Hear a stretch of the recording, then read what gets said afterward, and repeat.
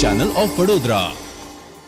વડોદરા કોર્પોરેશનના સત્તાધીશો અંદરોઅંદરની લડાઈને કારણે હવે મીડિયાને નિશાન બનાવી રહ્યા છે.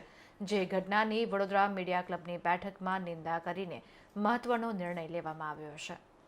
મીડિયા અને સરકાર એકબીજાના પર્યાય છે. સરકાર મીડિયા મારફતે પોતાની યોજનાઓ અને જાહેરાતો નાગરિકો સુધી પહોંચાડે છે, ત્યારે મીડિયા અને સરકાર બંનેના સંબંધો સુમેળભર્યા બની રહે તે લોકશાહીમાં ખૂબ જરૂરી છે. પણ વડોદરામાં ભાજપ શાસિત કોર્પોરેશનના શાસકો સત્તાના નશામાં ચોર થયેલા છે. છેલ્લા ઘણા સમયથી વડોદરા કોર્પોરેશનના ભાજપના શાસકો અને હોદ્દેદારો મીડિયાને યેન-કેન પ્રકારે ટાર્ગેટ કરી રહ્યા છે. શાસકો વચ્ચે અંદરોઅંદર લડાઈ ચાલી રહી છે, જેને લઈ મીડિયાને ટાર્ગેટ કરી રહ્યા છે. મીડિયાની સ્વતંત્રતા પર તરાપ મારવાની કોશિશ કરવામાં આવી રહી છે. લોકશાહીમાં મીડિયા ચોથી જાગીર છે, જેને રોકવાનો પ્રયાસ વડોદરા પાલિકાના હોદ્દેદારો કરી રહ્યા છે. મીડિયાને સવાલ ન પૂછવા, ઓફિસમાં નહીં ઘૂસવા દઈએ તેવી ધમકી આપી, કોર્પોરેશનમાં પ્રવેશ પર પ્રતિબંધ લગાવો જેવા નિર્ણયો લઈ પૂર્વ પ્રધાનમંત્રી ઇન્દિરા ગાંધીએ જે ઇમરજન્સી લાદી હતી તેની યાદ તાજી કરી રહ્યા છે.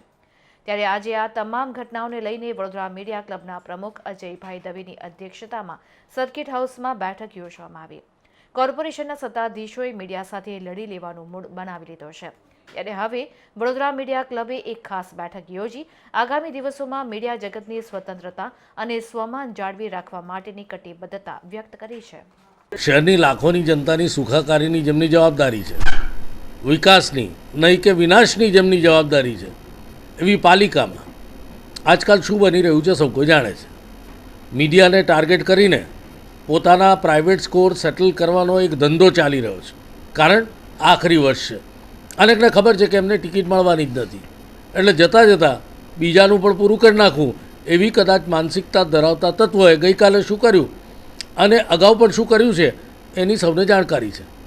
કોઈ લડાઈની શરૂઆત કરે તો અંત લાવવાની જવાબદારી અમારી પણ છે, કારણ કે આ તો પ્રજાને માટે લડત અમારે પણ લડવી પડે એમ છે.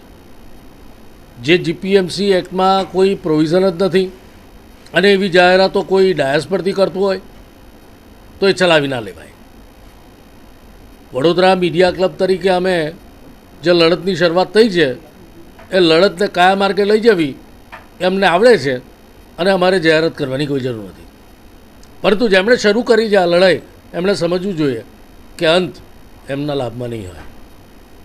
હવે પછીની આવી કોઈ પણ કોશિશનો જડબાતોડ જવાબ પણ મળશે એટલું સત્તાધારીઓ સમજી લે, કારણ કે સત્તાધારીઓમાં જે જૂથબંધી છે એ જૂથબંધી હવે પાલિકામાં મીડિયા વિરુદ્ધ છતી થઈ રહી છે.